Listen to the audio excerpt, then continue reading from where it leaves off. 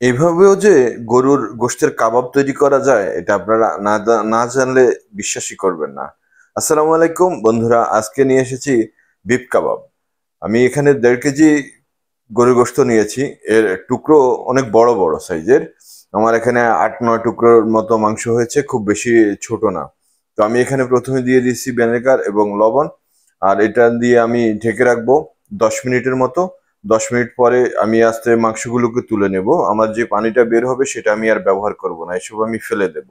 তারপরে আমি ইয়োগার্ট দিয়ে দিলাম 1 cup, garlic powder, ginger powder, coriander powder.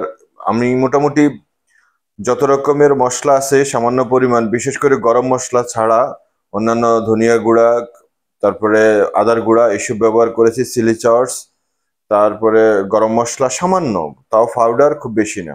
এসব আমি মিক্স করে নিয়েছি। নিয়ে এগুলি এখন আমি গোশতের উপরে ঢেলে দিয়েছি। দিয়ে আমি ভালো করে এগুলোকে মেশাবো, মিশিয়ে ঢাকনা দিয়ে রেখে যাব অনেক সময়ের জন্য, মোটামুটি 8-10 ঘন্টা। বিশেষ করে আপনি এটা যদি রাতে করেন তাহলে রাতে করে রেখে দিবেন, সকালবেলা ঘুম থেকে উঠে বা 8টা 9টার দিকে যখন রান্না করার সময় হবে তখন সেটা করবেন। 8 ঘন্টা রাখার পরে আমার লুক এরকম আসছে। তারপরে আমি এখানে একটা বাটি নিয়ে নিয়েছি, সেখানে ফুয়েল পেপার বিছিয়ে আমি আমার শুধু মাংসের টুকরোগুলোকে আগে সাজিয়ে নিয়েছি। তারপরে সেখানে থাকা যেই ঝোলটুকু ছিল আমি সেটাকে উপর দিয়ে দিয়ে দিয়েছি। তো এভাবে দিয়ে আমি এটাকে মুড়িয়ে দেব, দিয়ে উল্টো করে 2-1টা ছিদ্র করব। করে আমি এটা কিন্তু আপনার রান্না করব প্রেসার কুকারে, এবং সেটা হবে পানির মাধ্যমে।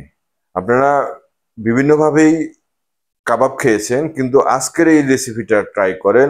একেবারে কম মশলায় অত্যন্ত টেস্টি একটা খাবার। দেখছেন আমি কিভাবে কি করলাম? আমি একটা আমি এখানে দেখেন একটা পাতিলের মধ্যে সেখানে দিয়ে এটাকে সিদ্ধ করেছি প্রায় 1 ঘন্টার মতো। 1 ঘন্টা পরে দেখুন আমার এটা লুক এরকম হয়েছে। দেখুন আমি আমার সফট হয়ে গেছে এবং আমার সিদ্ধ হয়ে গেছে। এখন আমি পরিবেশন করে দেখাচ্ছি। এই হচ্ছে আমার শেষ পর্যন্ত লুক। তো ভিডিওটি যদি ভালো লাগে তাহলে লাইক কমেন্ট শেয়ার অবশ্যই করবেন, আর শেয়ার করবেন বেশি বেশি, আর কমেন্ট করবেন। কমেন্ট না করলে আমি কিভাবে বুঝবো আপনারা কি রান্না দেখতে চান। আর সামনে আসছে ঈদ, সেই হিসেবে এইভাবেই আপনি তৈরি করে সবাইকে চমকে দিতে পারেন। এই খাবারটা অত্যন্ত টেস্টি এবং খুব টেস্টি, খুব টেস্টি। বিদায় নিচ্ছি আজকে, দেখা হবে অন্য কোনো রেসিপিতে। আসসালামু আলাইকুম রহমতুল্লাহ।